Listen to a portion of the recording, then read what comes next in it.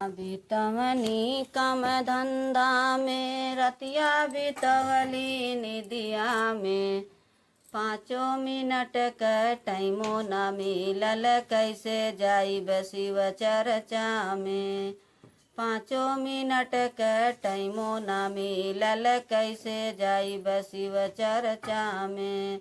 अब तक तो रहली सासू के बस में कैसे जाइब शिव चर्चा में।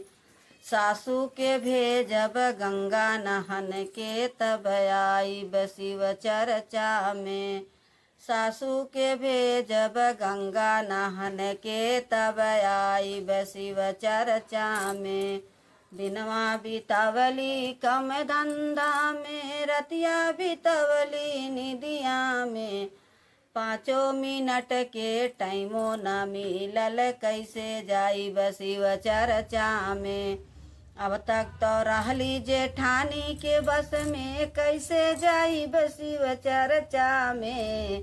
अब तक तो रहली जेठानी के बस में कैसे जाइब शिव चर्चा में। जेठानी के भेजब नैहर करन के तब जाइब शिव चर्चा में।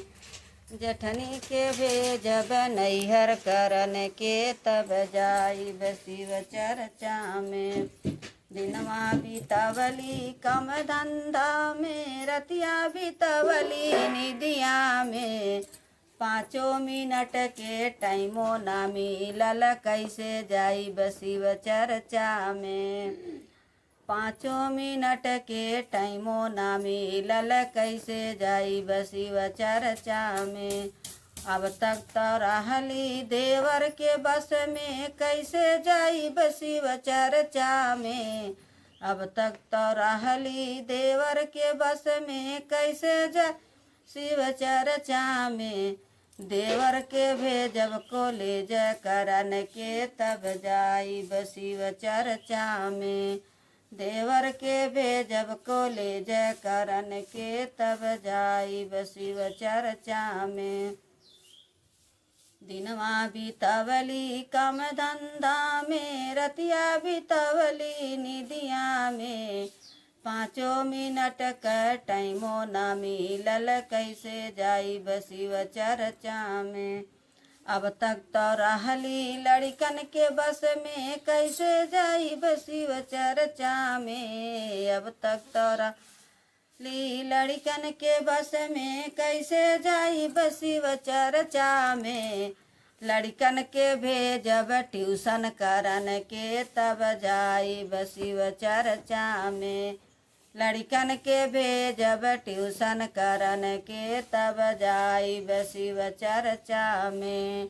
दिनवा बितावली कम धंधा में रतिया बितवली निदिया में 5 मिनट के टाइमो न मिलल कैसे जाइब शिव चर्चा में। 5 मिनट के टाइमो न मिलल कैसे जाइब शिव चर्चा में। अब तक तो रहली सैया के बस में कैसे जाइब शिव चर्चा में। अब तक तो रहली सैया के बस में कैसे जाइब शिव चर्चा में। स्वामी के भेजब ड्यूटी करन के तब जाइब शिव चर्चा में। स्वामी के भेजब ड्यूटी करन के तब जाइब शिव चर्चा में।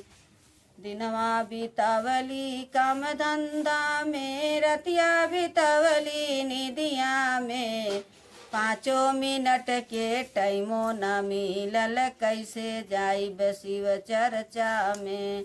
अब तक तो रहली ननदी के बस में कैसे जाइब शिव चर्चा में। अब तक तो रहली ननदी के बस में कैसे जाइब शिव चर्चा में। ननदी का सैया डोला उठैदा तब जाइब शिव चर्चा में।